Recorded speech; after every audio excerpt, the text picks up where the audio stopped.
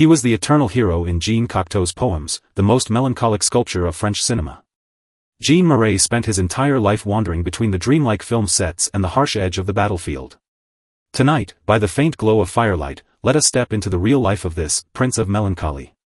Here, art is no mere ornament, but an instinct to survive in darkness. You may have seen him play the beast on screen, a timeless tale of redemption.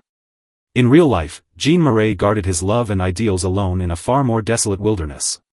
From the moment he was chosen by fate, his destiny was bound to a genius. Listen to the wind, close your eyes, and touch those quiet, flowing memories. The name Jean Marais is itself a symbol of French romance and resilience.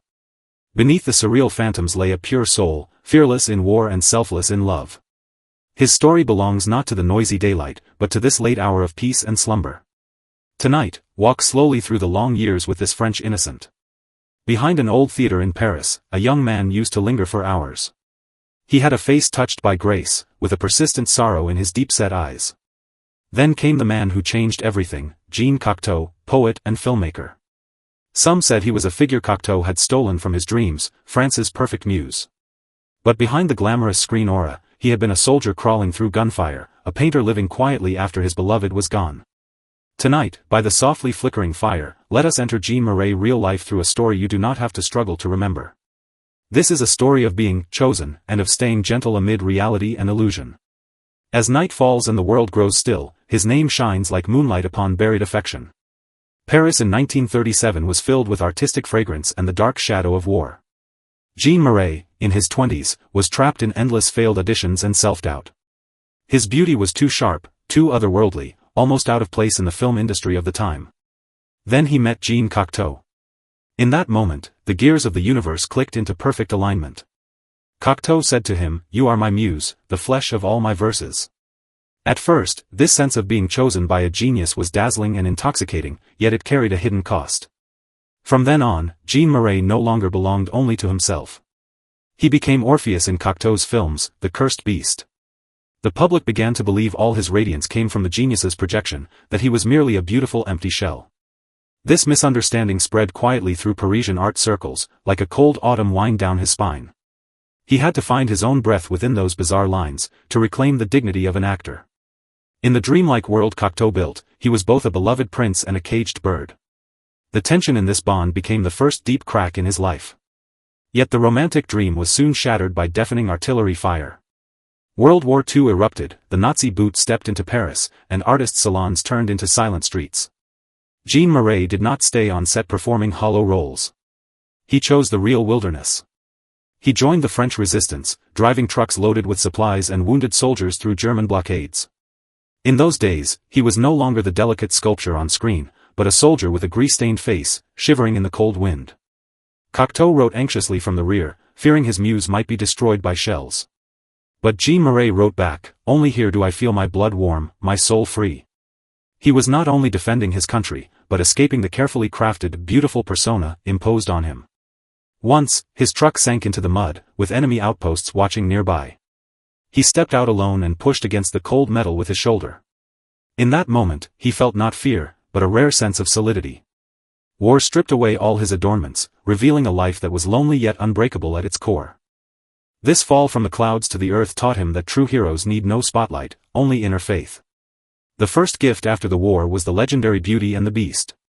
Jean Marais spent 5 hours each day enduring heavy, painful special effects makeup.